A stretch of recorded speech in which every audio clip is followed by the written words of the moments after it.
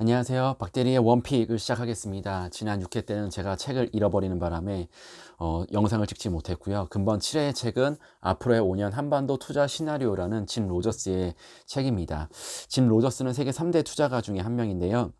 그분이 한반도에 대해서 굉장히 밝은 미래를 제시하고 있기 때문에 한국 사람으로서 한번 읽어보고 싶어서 이 책을 선택하게 됐고요. 그러면 이 책에 대한 간략한 소개를 하도록 하겠습니다. 먼저 짐 로저스에게 부가 무엇인지 묻는다면 이라고 질문을 한다면 그는 이렇게 대답을 한다고 합니다. 부는 곧 자유와 같다고 말한다. 내가 부를 쌓는 이유는 무엇보다 자유롭게 살기 위해서다. 즉, 내가 하고 싶은 것을 언제 어디서든 마음껏 할 수 있는 기반을 마련하기 위해 부를 쌓는 것이다.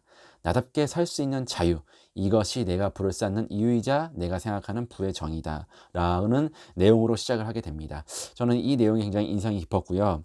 각자가 생각하는 부에 대한 정의가 있고 기준이 있을 것입니다. 왜냐하면 부라는 것은 굉장히 상대적이기 때문에요. 그렇기 때문에 투자를 하는 사람으로서 부에 대한 정의를 먼저 생각을 해보고 나에게 부란 무엇인지 어느 정도가 만족스러운 것인지를 먼저 생각해보고 이 책을 읽었으면 좋겠어서 인트로에 이것을 소개시켜 드렸습니다.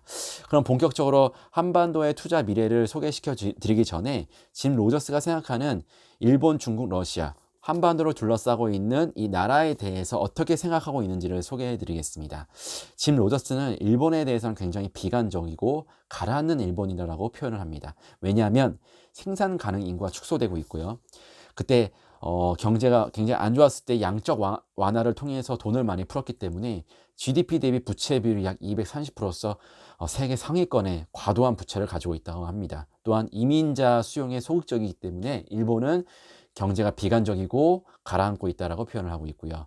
중국은 멈출 수 없는 성장성을 갖고 있는 나라다. 굉장한 인재를 영입하는 그런 제도를 펼치고 있다고 합니다. 100인 계획, 1000인 계획, 만인 계획이라고 해서 인재를 굉장히 적극적으로 유치하고 있고요. 하지만 중국도 마찬가지로 점점 출산율이 낮아지고 있는 것은 리스크고 점점 부채가 증가하고 있는 것도 리스크라고 합니다. 하지만 중국이라는 나라는 굉장한 성장 가능성을 갖고 있는 나라다라고 얘기하고 있습니다. 러시아는 낙관적으로 보고 있는데요. 성장하는 러시아라고 얘기합니다. 왜냐하면 세계 최대 석유 생산국이자 풍부한 천연 자원을 갖고 있고 낮은 부채율, 그다음에 주가 수익률이 6배밖에 되지 않는 굉장히 낙관적인 성장 가능성이 많은 그런 나라를 러시아라고 보고 있습니다. 그러면 북한은 어떻게 보고 있냐? 북한은 2007년도와 2014년도에 짐 로저스가 2번 방문했다고 합니다. 그런데 2007년도의 북한과 2014년도의 북한은 완전히 다른 모습이라고 합니다.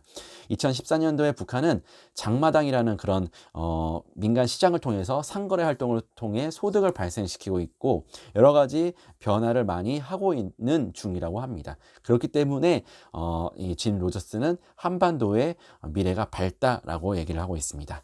그러면 구체적으로 한반도에 투자를 할 때 어떠한 밝은 미래가 있길래 이 한반도의 그 투자에 대해서 굉장히 그 긍정적인 시선을 바라보고 있는지에 대해서 소개를 드리겠습니다. 먼저 첫 번째로 북한의 싸고 높은 품질 높은 노동력을 첫 번째로 꼽고 있습니다. 저희 개성공단이라는 곳이 있었죠. 거기서 실제로 북한의 노동력을 이용해서 사업을 했던 사람들의 얘기를 들어보면 북한은 인건비가 싼 대신에 굉장히 사람들이 성실하고 그 다음에 그 효율이 높고 품질이 좋다고 합니다. 그래서 그런 노동력을 사용한다면 엄청난 투자 가치가 있고 그다음에 성장 가능성이 있다라고 얘기하는 것입니다. 두 번째는 북한의 풍부한 천연자원. 이건 말씀을 안 드려도 되겠죠. 세 번째는 남한과 북한과 러시아 3개국을 잇는 가스관 프로젝트. 남한의 입장에서는 가스 공급처가 다각화되는 장점이 있습니다. 무슨 말이냐면 우리는 현재 지금 주로 미국이나 또는 다른 나라 몇 개국에 안 되는 가스 공급처를 갖고 있는데 이게 러시아까지 가스 공급처가 다각화되면 좀 더 저렴한 천연가스를 안정적으로 공급받을 수 있기 때문에 우리나라 입장에서는 굉장히 좋은 그런 호재라고 할 수 있습니다. 그다음에 네 번째는 동아시아 철도 공동체를 만들 수 있다. 그래서 저희 북한에서부터 시작해서 쭉 부산에서부터 시작해가지고 쭉 동해를 거쳐서 북한을 거쳐서 러시아를 거쳐서 유럽으로 가는 그 철도 공동체를 말하고 있는데요. 이 철도라는 것이 이 해운에 비해서는 좀 비싸지만 빠른 물류 수송이 가능하고요. 항공에 비해서는 좀 저렴하지만 좀 느린 그런 물류의 수송이 가능하기 때문에 어떤 그런 해운과 항공 운송의 다른 경쟁력을 보유할 수 있는, 그러니까 그 어떤 중간적인 대안으로서의 철도가 굉장히 매력적이다라고 얘기를 하고 있습니다. 다섯 번째 마지막으로 세계 핵심 벨트. 이건 지금 정부에서 발표한 신경제 지도인데요. 크게 세 가지 벨트가 있습니다.